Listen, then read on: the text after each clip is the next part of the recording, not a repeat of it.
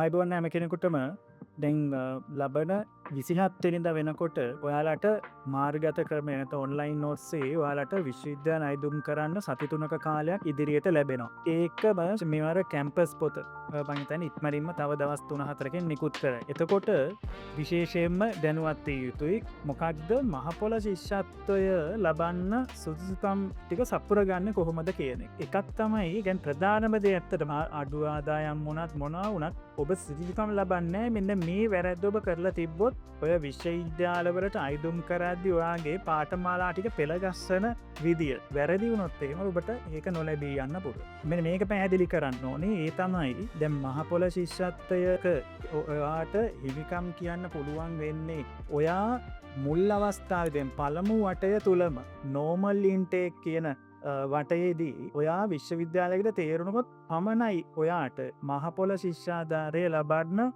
සුදුසුකම තියෙන්නේ. මොකද මහපොළ ශිෂ්‍යත්වයේ රුපියල් 10,000ක් හම්බෙනවා.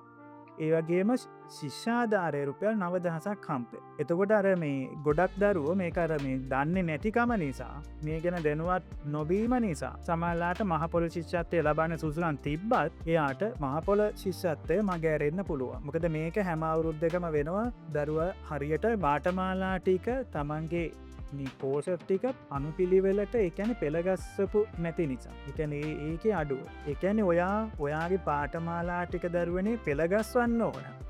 අනිවාර්යෙන් පළවෙනි වතාවෙන කුමන හෝ විශ්වවිද්‍යාලයකට ඇතුළත් වන පරිදි.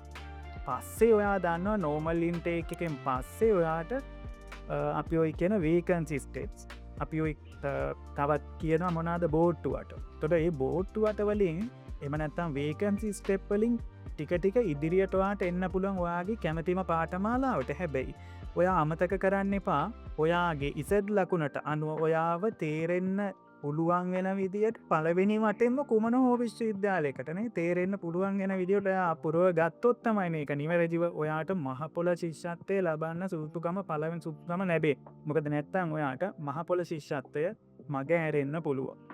ගොඩක් ළමයි ඉන්නවා ශිෂ්‍යත්ව සඳහා සුදුසුකම් තියෙනවා. නමුත් අර විශ්වවිද්‍යාල පළවෙනි නෝමල් ඉන්ටේක් එකේම මේක හරියට පුරවගත්තේ නැති නිසා නෝමල් ඉන්ටේක් එකෙන් සිලෙක්ට් උනේ නැති නිසා කැම්පස් ඒකට ශිෂ්‍යාත්මික මහපොළ ශිෂ්‍යත්වය සඳහා සුදුසුකම් නොලැබුකු වර. ඉතින් ඒ නිසා ඔබ මේ අවුරුද්දේ ඔය වැරද්ද කරන්න එපා. හොඳින් බලන්න කැම්පස් පොත හොඳින් කියවන්න. කියවලා යුනිකෝඩ් ලිස්ට් එක පිළිවෙලක හදාගන්න. අපි හිතනවා ඒක ඔයාට එහෙම අසීරු වෙන එකක් නෑ. නමුත් මොනවා හෝ ගැටලුවක් තියෙනවා නම් ඔබට ඕන තරම් තොරතුරු මේ YouTube හරහාම ලබා ගන්න පුළුවන්. ඒකම අවශ්‍ය කෙනෙක් හිටියොත් එහෙම පහලින් කමෙන්ට් එකක් දාලා තියන්න. එතකොට ඒක ගැනත් දැනුවත් කිරීමක් කරන්නම්.